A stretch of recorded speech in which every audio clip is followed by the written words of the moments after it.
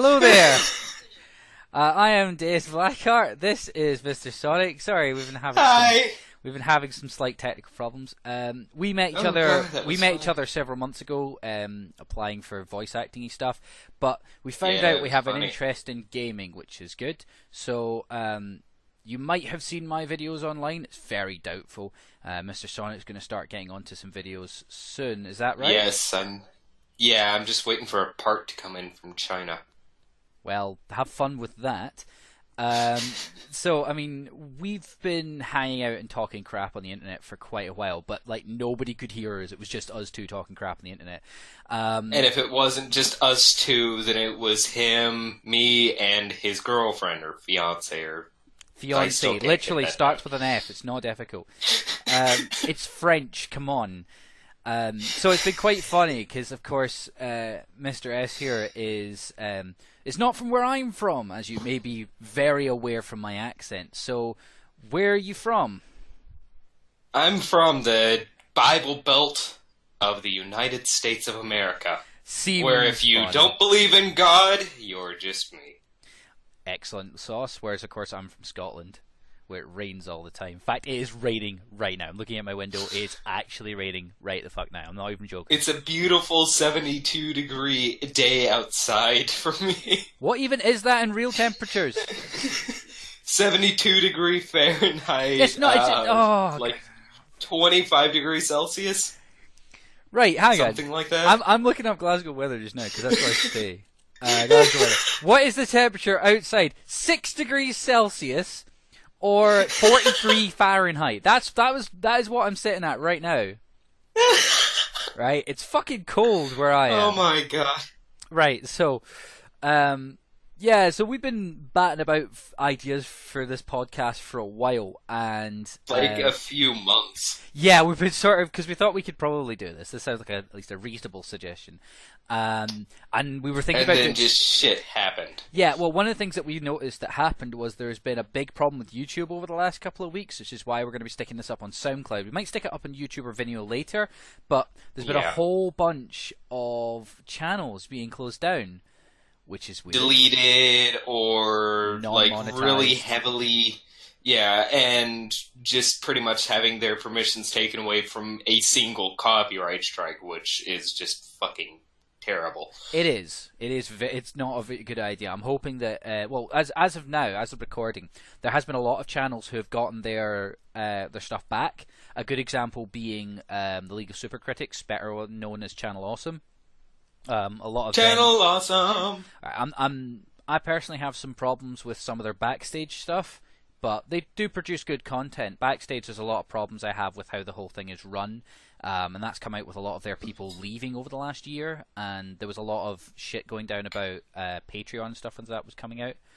But that's not really relevant to the whole YouTube thing. It's just, they make good stuff. Yeah. I don't want to see them penalized for no reason. It's just like, what is it? I Hate Everything's channel. His channel was just downright deleted. Yeah, it's now back. It's now back, because I was actually checking. Yeah, it's now back, but his channel was just, it was just downright deleted. He got a signal boost from a lot of big guys in YouTube, like Total Biscuit. Channel Awesome, Total Biscuit. I know that alternate... I know that another channel, Alternate History Hub, also lost his monetization, and that's literally what pays for his food and keeps a roof over his head. Yeah, so because it's kind of scary when all of your money just disappears. Yeah, and your only source of income just gone out of the blue. Yeah, I mean, I myself, I don't rely on YouTube or anything like that for my money.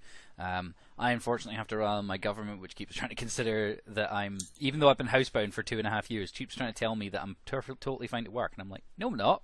I have really bad chest pains and I can barely function as a human being. Yay! Yeah, I can't even count how many times I've started up a Skype call with him and all I hear is Alright, okay. in the background. Yeah, well, that's usually because my chest hurts a lot. But one of the things that I used to do that you've never done, that some of our friends do, is play League of Legends. Oh God. Yeah, I've I've been on a tirade about this multiple times. I'm not a big fan of a lot of their stuff, but I never actually went into detail with a lot of things behind the scene. So, for example, you just said that you sold your League account. No, I didn't. I was totally against terms of service. I've got no idea what you're talking about. I didn't do that. Yeah, you totally didn't sell your League account. Like, for real though, I didn't. But the yeah, seriously, you didn't. I was making that up. But the no, what it all started around about the end of the season. Not last year, but the year before. This is where the problem started. Where I was trying to grind my way up through silver into gold, and I was actually on track to do it. And was getting kind of annoyed that, I would just power through, and I was streaming a lot of stuff at the time. So anyone who's been used to my streaming stuff and have tuned in for my glorious voice, mwahaha. Glorious. Hey, there were some people that were talking to me that were very, very positive about my voice. Thank you very much. Some of my European I friends... don't know how my voice sounds. I just know that I sound like a very post-pubescent 15-year-old over recording. Everybody hates their own voice. It's the thing. But the thing was that that really annoyed me was that with 3 days to go until the end of the season, they slapped me with what was it? A mandated 60 wins. I had to win 60 times before I could get back into ranked, and they didn't show me what I did wrong. They told me there was a wealth of evidence for it, and it's like, yeah, but you could show me what the chat logs were, and then I could at least see what I did wrong. I don't have a problem being banned if I've done something legitimately wrong, but if I'm not told what I'm doing wrong, how the hell am I supposed to know? No. That's literally exactly what went on with YouTube and Channel Awesome. They had no idea what they did to lose all of their monetization and everything, and have all their videos shorted. Well, no, in League it's a bit different. With League, they introduced a system last year, which was based around the idea that to try and keep ranked toxicity out of ranked, anytime you got banned, you could get a new type of ban, which was a ban from ranked, which sounds like a good idea, except that it mandated wins. It didn't mandate hours played or games played, like chat restrictions. If you have a chat restriction, which is one of the ways that they slap something on you, is that you have a certain number of games to play, and then once you've played that, you get full chat function back. The way that works is you get messages which accrue over time. I think it works out as one every 2 minutes or something like that, or one every 4 minutes. But you start off with like 3 messages, and that's how you talk. You can't use the all chat, and it's actually relatively okay, except that it does restrict your ability to communicate with your teammates. Pings unless you're over Skype. Well, no, that's the thing, is that when you're doing this, majoritively you're not over Skype. This is the thing that League's done in future. Like, this is what Riot have done later on. I should say Tencent, considering they now 100% own Riot. Ha ha ha! Fucking called that one. Yeah, they owned 90% of the company before that, and then they went, you know what? We're not making enough money. Let's just buy out the rest of the company.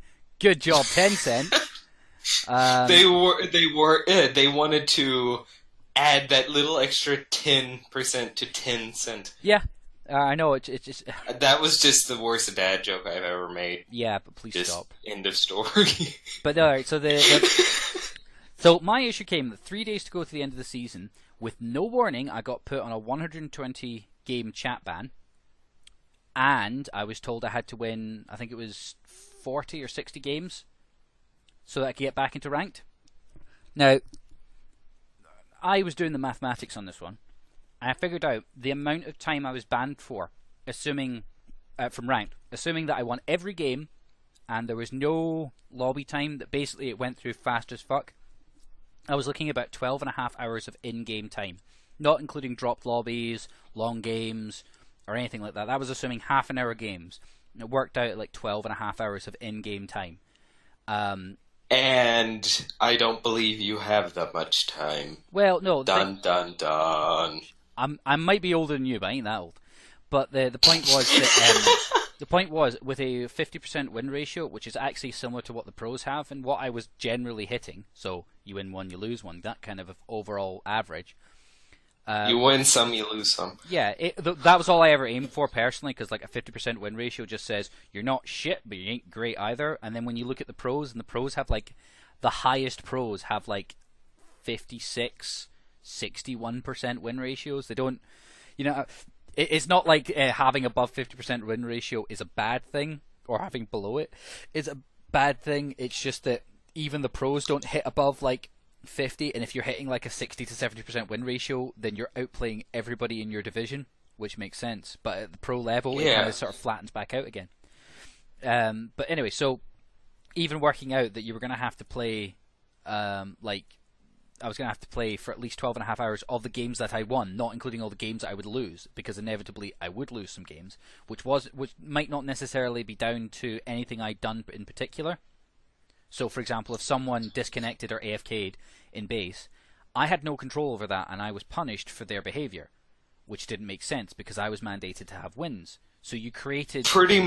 So you've made it so that the ranked system extends beyond the ranked games, and now that the normal non-ranked games are now a form of ranked because it's where people have to go to play off their penalty, as it were, which is a problem. Yeah, and pretty much I just did a little bit of pretty much napkin math. Even with a 50% win ratio, which is what you said you had, not including dropped games or anything, you could be playing anywhere from 24 to 48 hours easily of games easily. Yeah, and there was no warning for this.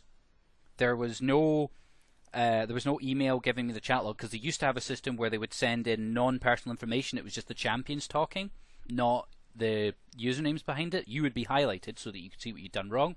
So I didn't get any of that. I got an automatic reply from the client window, not even an email to my account, telling me what was going on. And then when I tried to contact Riot Support and just said, look, can I just see what I said wrong? Because I would, I don't care what anybody else said. I just want to know what I did wrong. It was a self-improvement thing. Yeah. So I wanted to see what I'd done wrong so I could not do it. Or if I had said something that pissed someone off and it just garnered me a lot of reports. Because one of the problems is they are incredibly vague with how the report system works proper, because they don't want people to know how it works. They had a problem with this when they introduced a mechanic called Honor, where within about 2 months everybody figured out how the Honor system worked, and it became pointless because it could become gamed at that point. They're really bad at this. They create a game and they put systems in that game, and then they don't like it when people play the game to make those systems work to their advantage. Anyway, so I tried contacting them, and all they seemed to give me was, nah, there's a wealth of evidence. And I'm like, well, could you show me it? Nah. Why? Oh, it's just a security issue. But you used to send chat logs to people out all the time, and then they just didn't respond to that. They just blanked that question altogether, which confused me. And then on top of that, I kept being passed around to different rioteers who kept giving me different excuses. Like, at first I was told, oh, it's personal information. And I'm like, well, you've sent out chat logs before. And then they passed me on to another rioteer, and then I'd point out another flaw in the excuse they'd given me. And then they just stopped replying. So at one point, I was sending a message on the same ticket once a day, every day, just to go, look, I'm still here. I just want to hear what's going on. I'm just confused as to why I've not been told what I've done wrong. I'm still playing the game. You can see that. I can see that I'm still playing the game. Because I would playing the game, and while I was waiting in queue, I'd have on another screen the Riot Support ticket, my Riot Support ticket up, and I would send them a message going, hey, yeah, just playing some games, just want to know if you want to give me an actual answer to my question. So I didn't get very high in the season as a result. I only got to silver, which was a bit annoying, because I was getting towards that goal. I had a win rate heading towards it. I'd been winning games consistently. I had my groove, man, and it just... You got a groove, man. You know what it's like when you're on like a win streak for games, and I was doing pretty well, and I was rattling through everything, and I had apparently quite a high MMR or ELO. Basically, despite the fact I have no idea what an MMR is. Yeah, despite where I was placed, I was playing with people above my stature, as it were. Rank. Yeah, because there are hidden numbers behind the base league system. There's ELO systems. Hidden numbers behind hidden numbers behind hidden numbers. Basically, is it Inception again? No, it's more like ELO is actually a really interesting system because it was designed for chess, believe it or not. And they used to use that back in Season 1 and Season 2. They used the ELO system because it was just the go-to system. It's a relatively simple mathematical formula, and it allows for an individual's progress to be easily plotted out. Tracked? Yeah, it literally. But the problem is that the ELO system is not designed for League of Legends. The ELO system is designed for chess. The reason being that all the parts are exactly the same, that each player has exactly the same abilities at hand. They have all the same pieces, and it's purely skill. It's about outthinking, outplaying, and out-strategizing your opponent. Makes sense, right? Yeah. League is not that, because you have to rely on 4 other people to do their job. right? Not only do you have to do whatever you do, and you have to do it better than your opponent, you have to then make sure... But you also have to make sure that your allies do it better than you. Or my allies perform as well as I am. Yeah, so there's that slight problem. And I got advice from a lot of my League playing friends in Scotland. And League playing friends? Yeah, they played League, my League playing. You said League playing. Yeah, they're obviously on a giant jumbo jet. But my League playing friends often give me... It's just got the League of Legends logo all over it. Oh, and then it'll... Hey, at least it's not as bad as the XLF. That could be horrible. And if you don't remember the XLF, you obviously don't remember the early 2000s, which just makes me sad. Nobody remembers the early 2000s. Where are my nearly 30-year-olds at? Dude? Yeah. I'm only 17. I know. I don't remember the early 2000s. Hell, I barely remember I barely remember last year much. Well, to be fair, all kind of blurred together during the early months, and then later on it just kind of, eh. Oh, well, fair enough. Well, the point was the XLF was actually a terrible... it was a terrible scheme by Vince McMahon to try and make a extreme football league. It was going to run when the season was over, and it was just awful. Publicly, he lost like $40 million or something crazy. Anyway. Extreme League football. Yeah. It's just wrestlers punching each other in the face while one runs around the other. There was none of his WWE talent on there. Aww. They actually paid people to play it. It lasted for one season, had fuck all people go to it, and they cancelled it. I'm guessing it was just people punching each other. No. That wasn't the extreme bit about it. The extreme rules included a shorter play clock. Hooray! And an opening Scrabble for the ball. Hooray! I have no idea. Football. It's hand egg, damn it! Your country is wrong. It is hand egg. Hand egg, hand egg, hand egg. It's like we don't call rugby football because it's rugby. You are playing American hand egg. I'm sorry. Every time you say hand egg, it just makes me think of football players throwing eggs at each other's faces. Hey, I mean, considering how some of them behave on the pitch, that doesn't surprise me. Although, I have to admit, full disclosure, I am a Miami Dolphins fan, and thus my opinion is invalid. Because I live in Georgia, I have to support University of Georgia or the Falcons won. Well... It's just... I mean, it's just otherwise people look down on me like an idiot, even though I'm one of the few people that doesn't care about sports in this fucking state. I don't know what it is, but for some reason, despite the fact that I'm really not into football, like proper Scottish football, I say proper Scottish football, I mean what the rest of the world literally calls football because it involves your foot and a ball rather than your hand and an egg. Tell me I'm fucking wrong. That's all I'm saying. You're not. Right, okay. But the fact of the matter is I'm not really into football. I mean, I support my local team and all that, which to me is Partick Thistle. Hey-oh, mon the Thistles. Anyway, but yeah, Partick Thistle is not exactly good. And neither, let's be honest, is the Miami Dolphins, the singular worst team who lost nearly every single game. And it's like, I don't know why I love them. They're so crap. But I love them. You love them because they have dolphins. Hey, there's nothing wrong with dolphins. Yeah, you like them because their mascot is a dolphin. Anyway, so back to my league issue, but I never got I never got that resolved, and that was the start of my bad feelings that led to my league video that I put out like last year. Because I mean, Sonic, are you up on things like Donkey or Stonewall 8008 or any of these people? If any of these names sound familiar? Sky Williams? No? Nope. Right. Not at all. Donkey is a pretty cool guy. I stick to Minecraft for a while. Oh, well, I do like my Minecraft, don't get me wrong. I just play a lot of other games. I have so many different games that I play just to keep myself interested and occupied, because I'll play a game and then I'll get bored because I don't enjoy grinding. It's one of the things I don't like. I don't like grinding the same thing over and over again. I mean, yeah, I play MMOs, but the MMOs I tend to play that are grindy in the fact that they have to do similar activities over and over again. So, for example, I used to play a lot of Guild Wars 2 before it went free to play. I haven't played it since because I did a lot of the free content, and I had no real interest in paying basically 50 quid for more of the repetitive aspects of it. From what I've heard, a lot of the expansion is quite repetitive as well, mostly dungeons and stuff like that. And it's like, I like dungeons, I just don't really feel like playing them 45 times in a row. I get a bit bored. I'm a bit weird that way.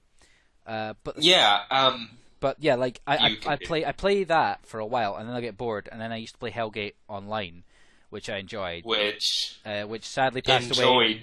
Past tense.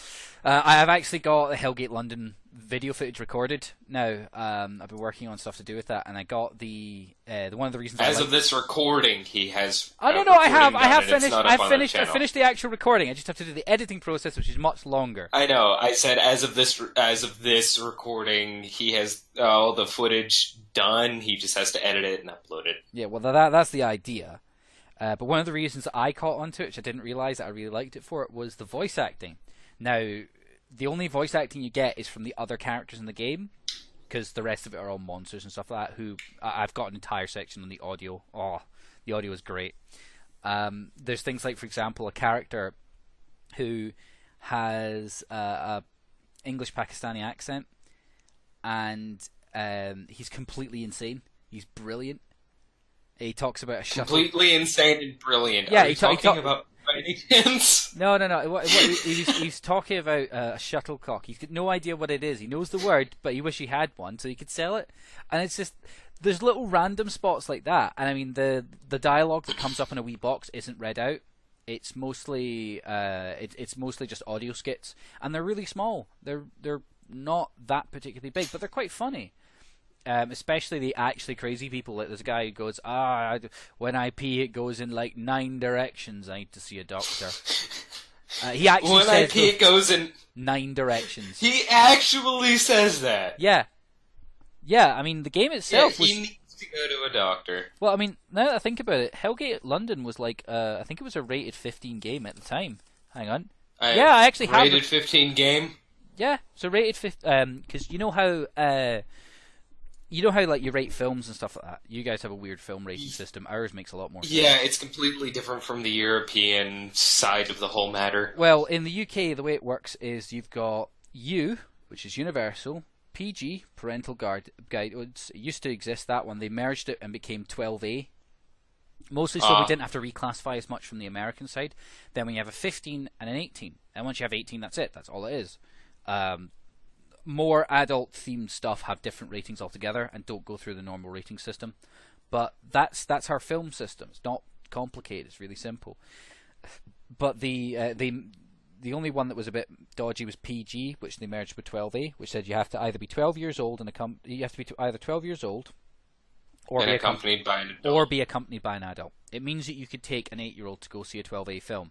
It's one of those ones like when I saw Jurassic Park for the first time, that scared the shit out of me as a kid. And it's kind of supposed to, which is fine. But that was a PG for us back in the day. Whereas now it would be classified as a 12A.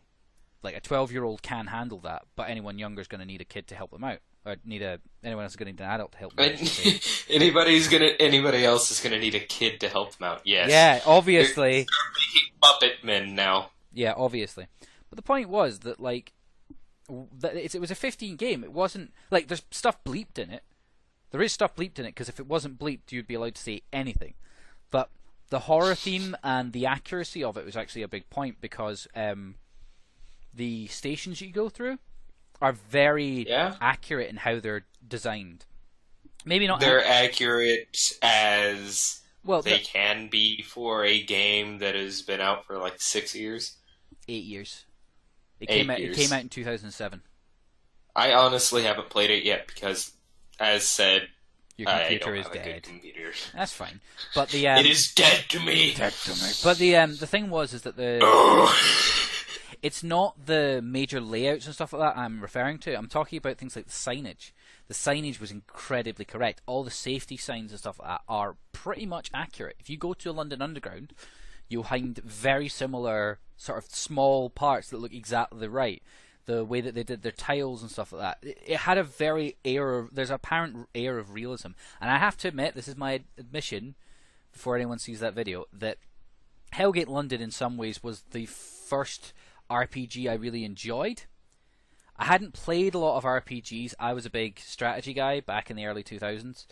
And early 2000s and before. Yeah, I was mostly a strategy guy, but I did like action games like Doom and Quake, which I played. And they're not really role-playing games, although technically Doom is actually a role-playing game, because whenever you're having the narration bits, the text bits between acts, it doesn't reference a character, it references you.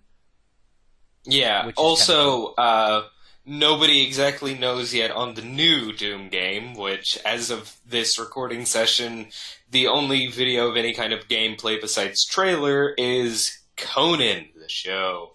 But they have announced when it's been released. It's May. Yes. Which I'm looking forward to, because if I've got my money through from there, I'm buying me some Doom. I want me some of that. Well, it's Doom made by Bethesda. Yeah, id owned Bethesda. Id are the company that made Doom. It's id making the game.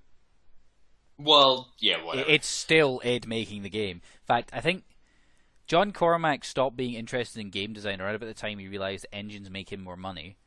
Yeah. John Romero left the company, made a crap game, and then hasn't ever done anything since. And most of the other big guys have left because they are actually kind of old now, or they want to do other things. Kind of old now? Well, most of them were in their 20s or 30s when Doom came out in the 90s.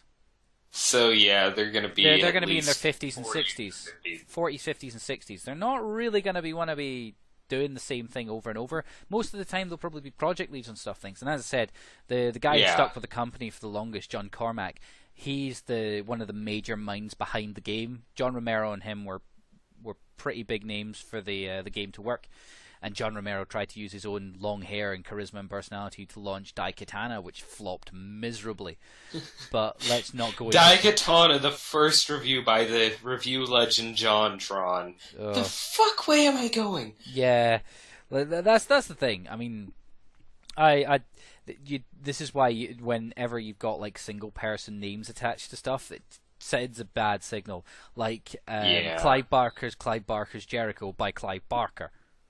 Yeah. I'm not joking. Clive Barker's Undying is a good game, though. But is it Clive Barker's Undying by Clive Barker? I'm not joking. No. Clive Barker's Jericho, the game, full title is Clive Barker's Jericho by Clive Barker. How do you make it? Another good example is the fact that Peter Molyneux often attaches his name to games. Are you familiar with any of his work? Who? Peter Molyneux, better known for creating the Fable series, Black and White, Goddess. Oh, yeah. I played Fable for a while, and then the original Xbox Fable, not the PC version. I may actually do a series on that, but I also got the disc for the Lost Chapters, too, so that was... All right, okay. So then you'll be surprised to hear when I tell you that Peter Molyneux promised plants growing in real time for the original Fable. Yeah, I saw that he had extremely large plans, but it didn't exactly work. Yeah, but then he did it again when it came to Fable 2. He said, "Oh, Fable 1 was a bit shit, wasn't it? Well, I've got all these massive plans. Look at all this stuff I've got. Looks amazing, doesn't it?" And then he released the game. And then he was like, "Oh no, it's not got all the things I promised." But Fable 3, man, Fable 2 was shit. Fable 3, that's gonna be the game. And he just kept doing it, and people didn't believe him. He just kept doing it until now. It's like Fable Heroes, which is pretty much like it's almost literally like League of Legends, but with gods based on the Fable universe. I actually as far as I was aware, it was supposed to be an MMO. I wasn't sure if it was a MOBA, but I actually got invited to the beta for that, and I turned it down because it was just like, I don't have an Xbox One, and I really have no time for Fable. Just don't care about it. I've got other things I'd rather do. I've got literally, if I look on my fucking desktop right now, like just to name a few things, Supernova, I'm in the beta for that. I've also I've been playing Hellgate London again because I really enjoy it. I've got the Epic Games Launcher because I've got the Unreal 4 engine, and I'm in the beta for Unreal Tournament there. And I'm in the beta for their new MOBA called Paragon, which is sort of done in a Smite style. I'm in Skyforge, which is technically still in beta. I've got Darkest Dungeon, which is a pre-release alpha that's somehow really, really amazing. I've got like a whole bunch of other things I'd rather play than Fable. It's like, I like Fable. Yeah. I don't like Fable that much though. So yeah, Also, I played and finished Far Cry 3 Blood Dragon this week. Oh, I really enjoy that game. Wait, it took you just a week to do that entire game? It's not very big. It's literally Far Cry 3 Blood Dragon, which everyone should buy. It is amazing. It's like the 80s on ZenX. No, it's more like the development team from Far Cry 3 went, right, we're really tired. Before we have to start work on Far Cry 4, anyone want to make a piss about game where we can possibly get, where we literally make a short game based off a silly concept and we get Michael Biehn to do the voice? And you're like, hell yes! And then you realise that before they even started work on the game, they hired Power Glove to make an entire 80s themed soundtrack for them to listen to, which was also the game soundtrack. And the gun you start off with, the basic pistol, is RoboCop's pistol. Like, how can you not like a game that says, here's RoboCop's gun, here's an opening sequence involving a helicopter, a machine gun, unlimited ammo, and you're in the helicopter. Like, it's just like, okay, the 80s was awesome, let's make it even more awesome and turn it into a video game. Oh, no, it's 80s action films specifically. Do you know what's even better? Do you know what year it's set in? What? 2007. Yep, it's set in 2007. So it's pretty much... After Vietnam War 2. So it's literally pretty much just like if the main character was in the I can't even get out the words because it's such a funny concept. It's pretty much like the guy was at a war, had a major drug trip, and that was his experience. Oh no, it's even better. You're dropped in because you're a cyber commando. It's just great. It's full of cheese, full of hilarious one-liners, terrible dialogue in some cases, just because it's trying to be terrible. It involves faceless enemies. It's trying to be the 80s. It's literally trying to be a crappy 80s movie, and it's great. It's fantastic. It does its job, and then some. I won't it's all for the low price of I think it's like £6 on Steam. In fact, I'm going to check on Steam just now. It's really, really cheap because it's really, really small. Yeah, because it's literally just... It was actually released as DLC for Far Cry 3 on like the Xbox, Xbox 360 and the PlayStation 3. It was DLC. I don't own Far Cry 3. I own Far Cry 3 Blood Dragon. I don't own... on Steam, if I'm right, they actually converted it to run pretty much on its own instead of with Far Cry 3 because people were buying the game just to get the DLC. No, they offered it separate to start with, which was actually really cool. Because they but I know that there were. I think I heard of like a few people that said that they bought Far Cry 3 specifically so they could get Blood Dragon. Blood Dragon so they could experience the 80s. Right now on Steam, as of this recording, it's £3. £3 British. £2. It's about 2 gigs. It'll take up about 6 to 8 hours of your time, and it's fantastic. Go get it. It's literally like if the 80s had the best child possible. Yeah. I just found another beta that I'm in, the Ghost in the Shell Standalone Complex First Assault online beta. Because, wow, could you just put more crap in a title? I mean, don't get me wrong, I love Ghost in the Shell. It was the first anime I did watch. That was the first anime that I watched start to finish. Which was great. And I almost did that all in one frickin' sitting, too. Well, the best part is they got all the voice actors back, which is really cool. Yeah, including the Tachikomas. Fucking love for the Tachikomas. Best mode, by far.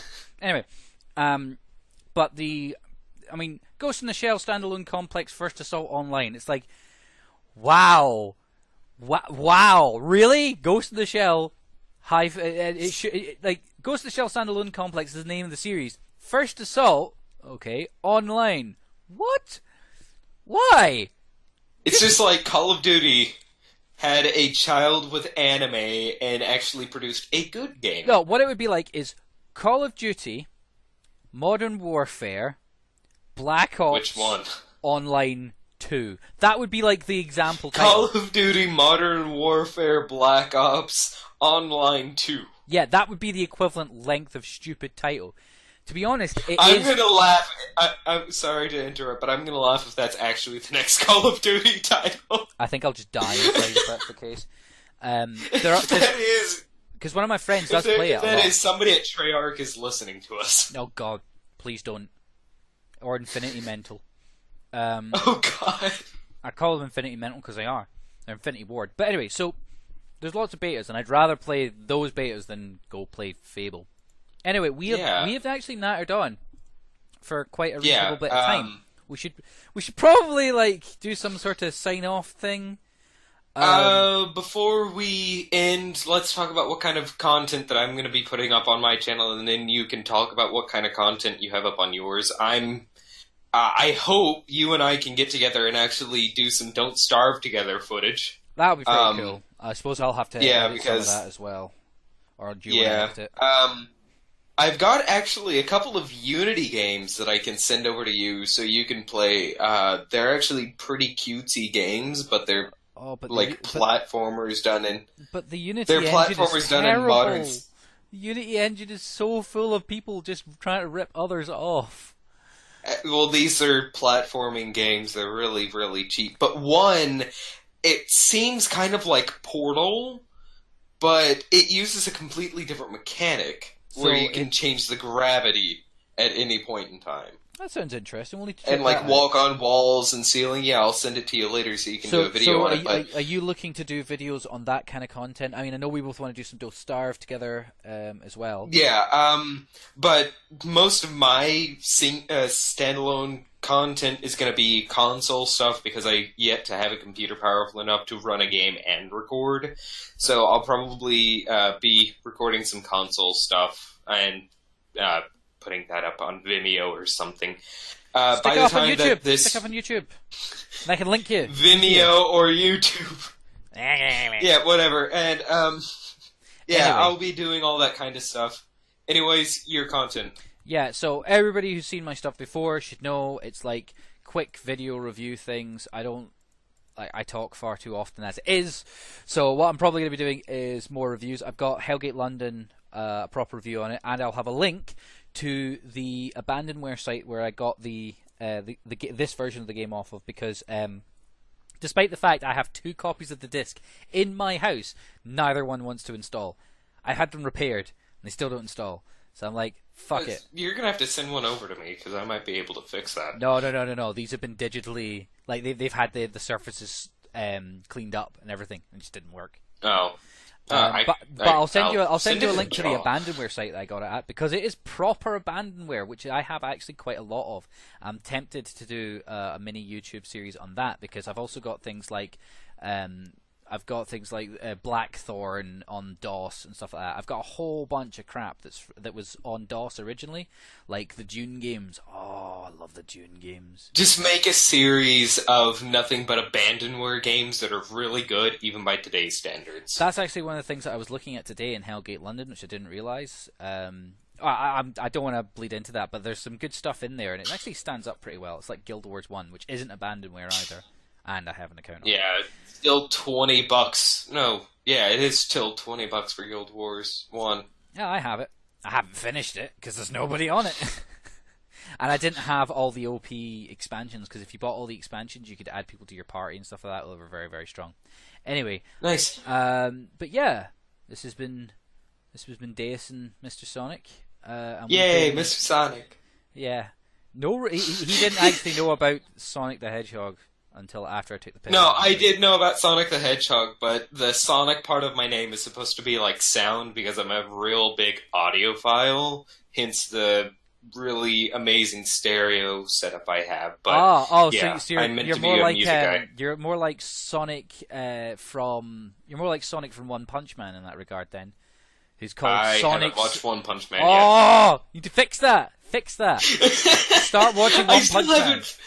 I still haven't finished. What is it? We'll say in the next podcast, but yeah, you need to watch One Punch Man, because it's awesome. It also has a kick-ass theme tune. Anyway, yeah, somebody actually did that in English, and I think it was like Nate Wants to Battle or something like that. Yeah, he did it in English. There's a couple of those. Yeah, he did it amazingly too. Either way, yeah. Thank you very much for listening. I've been Deus BlackHeart. He's been MrSonic, and hopefully, Sonic. Yeah, well, here you are. Hopefully, we'll speak to you again soon. Thanks very much for listening. Bye, guys. Bye.